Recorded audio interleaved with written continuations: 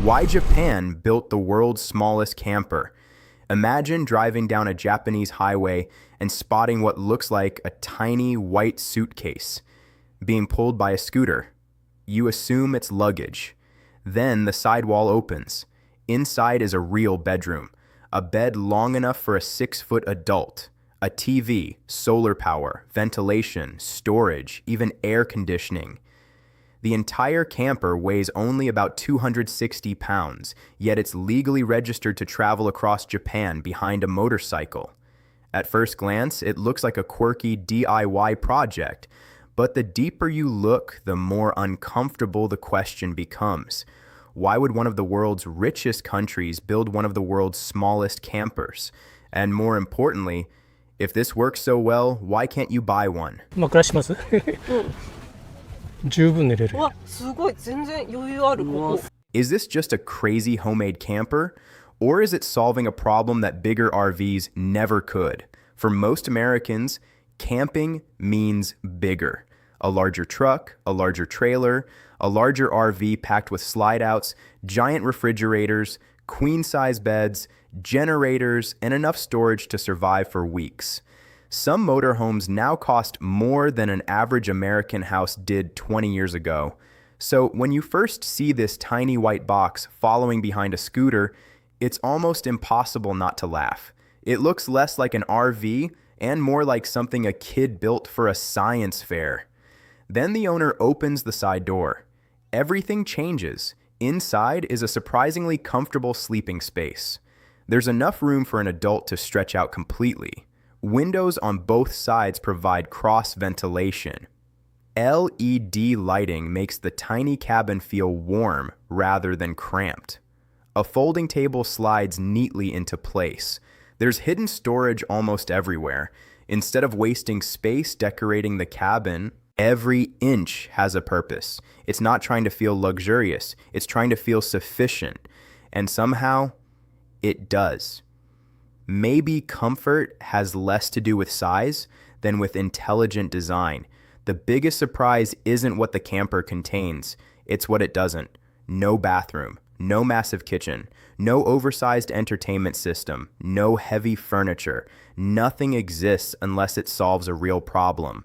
The owner built 3 different versions before arriving at this design.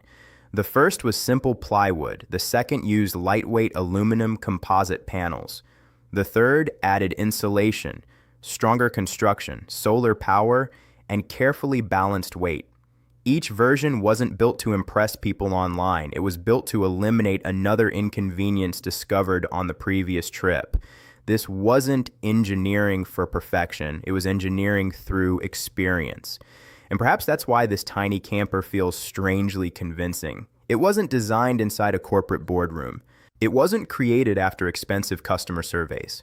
It evolved one camping trip at a time. Every improvement answered a real frustration. Every unnecessary feature disappeared. By the time the project reached its 3rd generation, it had become something completely different. Not a miniature RV, but a machine built around one simple question. What do you actually need to travel happily? That question leads to something even more surprising, because Japan didn't accidentally allow this strange vehicle to exist. It quietly created the conditions that made it possible. How can something this unusual actually be legal? If someone tried towing a tiny bedroom behind a scooter in many countries, people would immediately ask one question: is that even legal? In Japan, the answer is yes, and that single answer changes everything. The trailer carries its own registration plate. It can legally travel on public roads. It can even use expressways under Japan's trailer regulations when paired with the proper vehicle setup. To most people, that's the surprising part, but it's actually only the beginning. Japan's regulations don't simply classify vehicles by appearance. They classify them by measurable limits: weight, dimensions, construction, safety requirements. If a trailer stays within those limits, it doesn't matter whether it's carrying camping gear or becoming a tiny home on wheels. That flexibility gives builders something incredibly valuable: permission to experiment. The law isn't encouraging strange campers. It's encouraging practical ideas. That freedom explains why Japan has become one of the world's most creative laboratories for small mobility, tiny K-cars, micro-delivery vehicles, compact camper vans, foldable trailers, motorcycle campers, three-wheeled electric commuters. Many of these ideas would seem almost unbelievable elsewhere. But in Japan, they can actually exist long enough to be tested by real people. Some disappear, others quietly build passionate communities. Innovation doesn't always begin with billion-dollar companies. Sometimes, it starts with one person in a garage. The owner of this camper never planned to start a business. He simply wanted camping without the frustration. No pitching tents, no packing everything every morning, no driving a giant RV into places it barely fits. Once he reaches a campsite, the trailer stays behind. The motorcycle becomes his transportation for exploring nearby towns, mountain roads, or hidden beaches. The camper isn't replacing freedom, it's multiplying it, and that's when a completely different question appears. If one person can build something this practical, why isn't every manufacturer building one too? That answer has far less to do with engineering and far more to do with economics.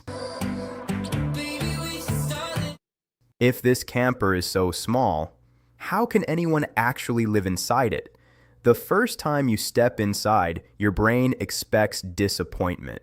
Photos make it look barely larger than a storage box. Surely an adult would have to curl up just to sleep. Instead, the owner stretches out completely. The sleeping area measures about 185 centimeters, or just over 6 feet long. There's enough room to lie flat without bending your knees. That single measurement changes your perception instantly. This isn't a box. It's a bedroom that has been compressed with extraordinary efficiency. Then you start noticing something even more impressive. Nothing inside is fixed unless it absolutely has to be. The table slides away when it's time to sleep. Storage disappears beneath seating. Small pockets hold everyday essentials without wasting space. Even the lighting is positioned to make the cabin feel taller than it really is. Every square inch performs more than one job. A conventional camper adds features until it becomes bigger. This camper removes features until only the essentials remain. Luxury isn't always adding more. Sometimes luxury is removing everything you never actually needed. The comfort doesn't stop with clever furniture. One of the biggest surprises is insulation. The walls contain foam insulation that helps reduce both heat and cold. Large windows on both sides create natural cross ventilation. Roof ventilation continuously moves fresh air through the cabin.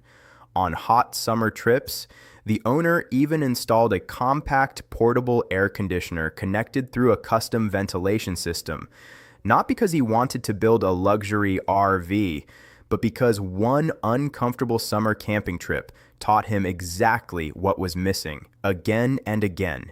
Every upgrade came from experience, not imagination. Perhaps the most remarkable detail isn't the TV, or the lighting, or even the surprisingly comfortable bed. It's the total weight. Fully equipped, the trailer weighs only about 120 kilograms. That's roughly the weight of 2 average American adults. Yet inside, it provides everything one traveler needs for days on the road. Suddenly, the question is no longer, how did he fit so much inside? It's something much bigger. How did he make all of this light enough for a scooter to pull? That answer begins underneath the floor.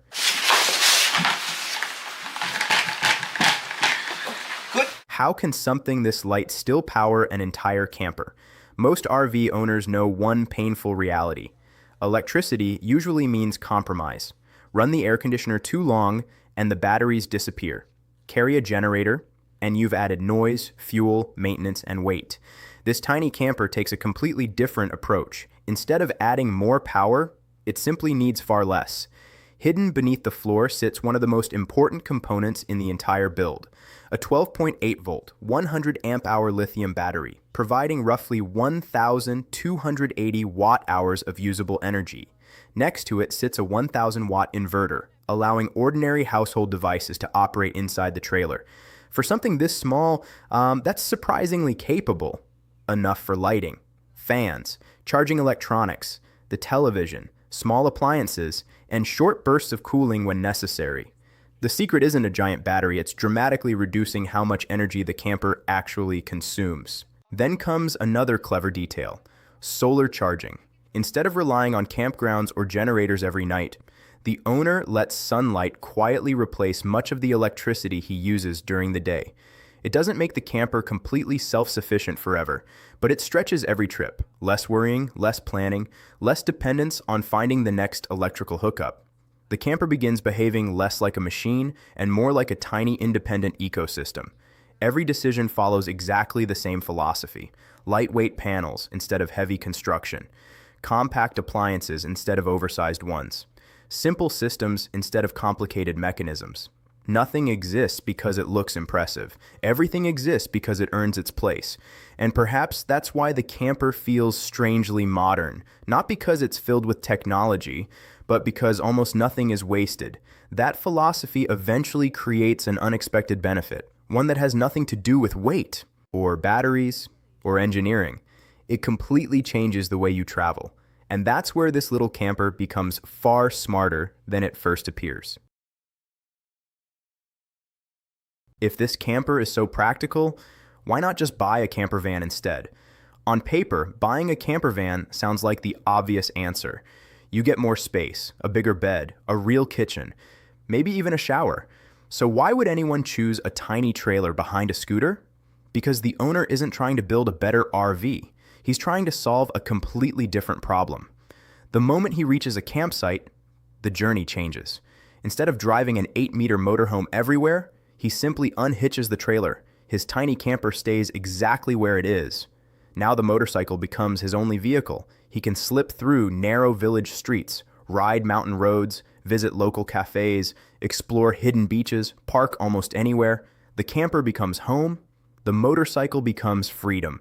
This isn't one vehicle doing two jobs. It's two simple vehicles, each doing one job perfectly. That small difference completely changes daily life.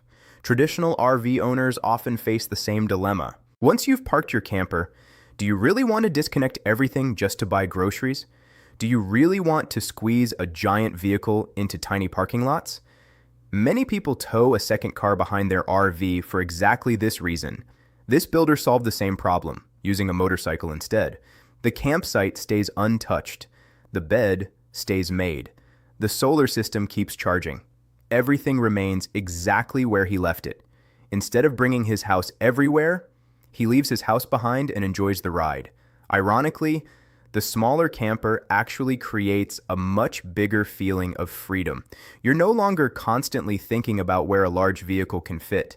You stop worrying about low bridges, tight turns, oversized parking spaces, fuel stops. The trailer quietly waits at camp while the motorcycle reaches places an RV never could. For the first time, travel feels less like operating heavy equipment and more like simple exploration. That's when you realize something unexpected. The trailer isn't the hero of the story, it's the base camp, and perhaps that's the biggest design breakthrough of all. Most RVs try to become everything: bedroom, kitchen, office, living room, transportation. This tiny camper refuses to do that. It focuses on one responsibility: providing a comfortable place to return to every night. Nothing more, nothing less. The motorcycle handles movement, the trailer handles rest. Each remains incredibly good at its own job, which raises an even bigger question. If this idea works so well, why hasn't a major manufacturer turned it into a product? If millions of people would love this idea, why isn't anyone mass producing it? The answer begins with something surprising. This wasn't the owner's first attempt. It wasn't even his second. The camper you see today is version 3. Each generation was built after months of traveling, testing, and discovering new problems. Version 1 taught him what broke. Version 2 showed him what weighed too much. Version 3 became the result of hundreds of small improvements. No focus groups, no expensive consultants, just real-world experience. Every camping trip became another engineering lesson. One journey inspired better insulation. Another led to improved ventilation. A loose storage box became securely strapped down. The folding table became easier to move. Solar charging was refined. Even the placement of lights changed after spending enough nights inside. Large companies often redesign products every few years. This camper evolved after almost every trip. It wasn't designed once. It was continuously edited by life itself. Then something unexpected happened. Videos documenting the project began spreading online. One of them passed 1.1 million views. The comments were remarkably similar. "I want one. I'd buy this immediately." This is exactly what I've been looking for. People weren't fascinated because it was expensive. They were fascinated because it felt attainable. It represented something increasingly rare, a product built around usefulness instead of excess. So why can't you simply order one today? Because turning an ingenious personal project into a commercial product is far more difficult than building one for yourself. Mass production means crash testing, liability, warranty support, manufacturing costs, dealer networks, replacement parts, government certification, insurance requirements. Every one of those steps adds cost.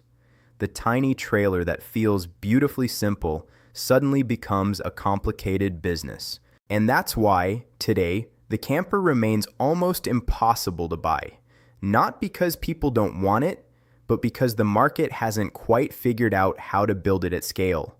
Which leaves us with one final question.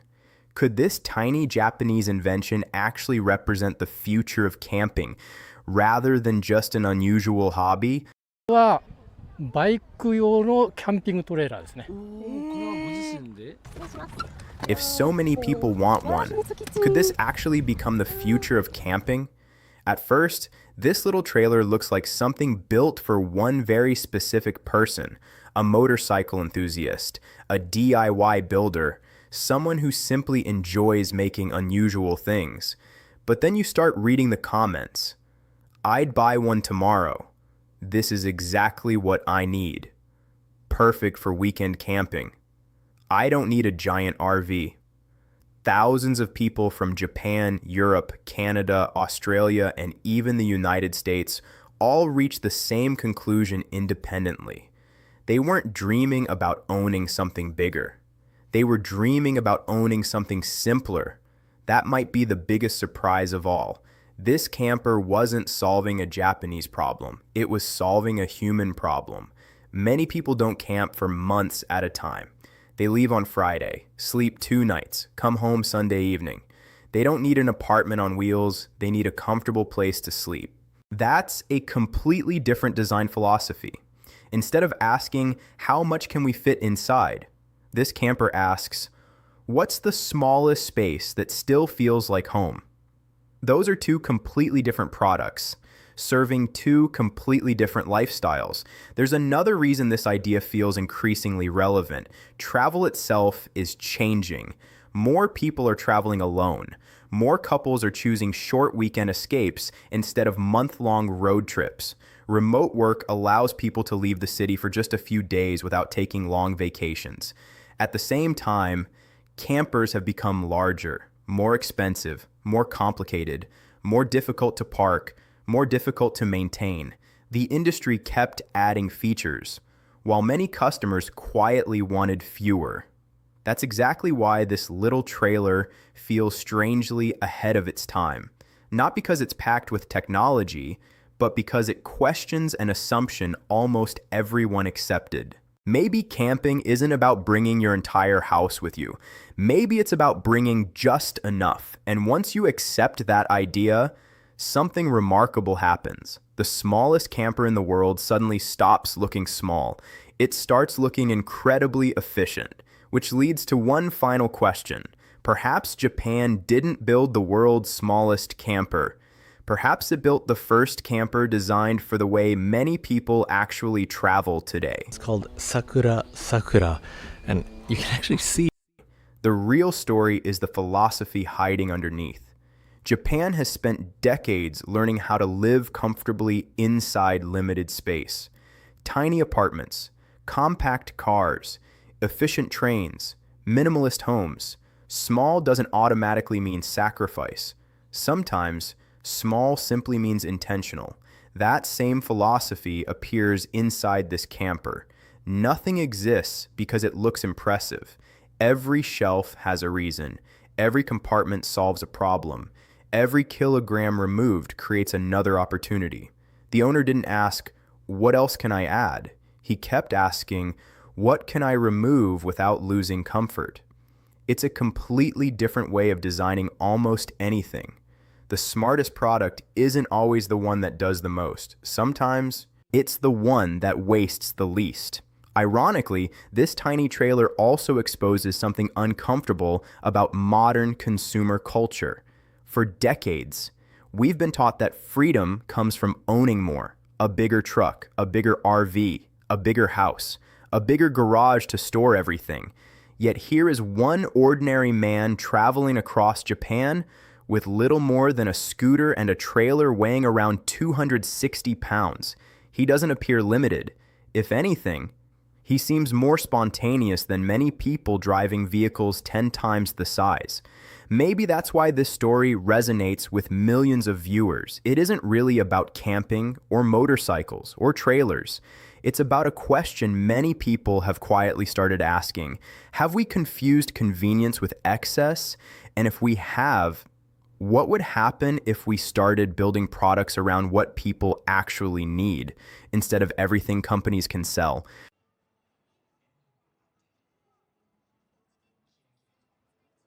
Why did the world's smallest camper capture millions of people's imagination?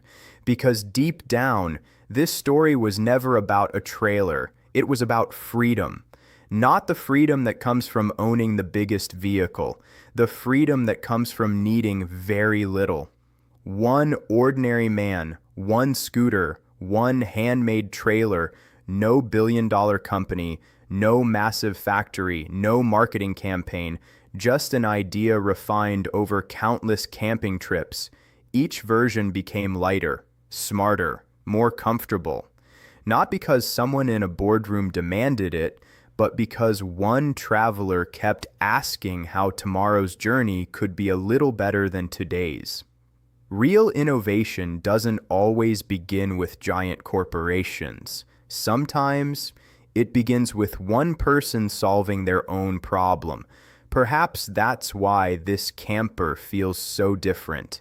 It doesn't try to impress you. It doesn't promise luxury. It doesn't pretend to replace a full-sized motorhome. It simply asks a question that's surprisingly difficult to answer. How much space does one person really need to feel at home? For this builder, the answer fits behind a motorcycle. For someone else, the answer may be different. But once you've seen this little camper, it's hard not to question everything we assume about travel.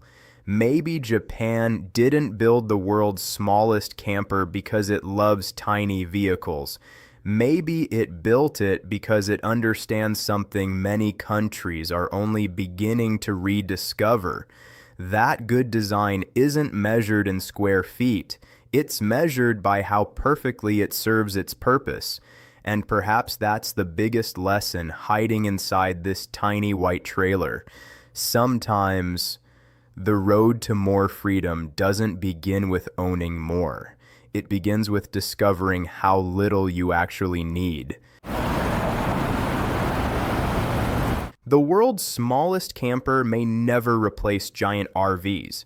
It doesn't need to. It already accomplished something far more important. It challenged a belief that millions of us never questioned. That bigger automatically means better, because somewhere on a highway in Japan, a man towing a tiny handmade camper behind his scooter quietly proved something extraordinary. Sometimes, the smallest idea can completely change the way we think about travel. So here's the question. If a company started selling this exact camper tomorrow, how much would you honestly pay for one? Or would you build your own?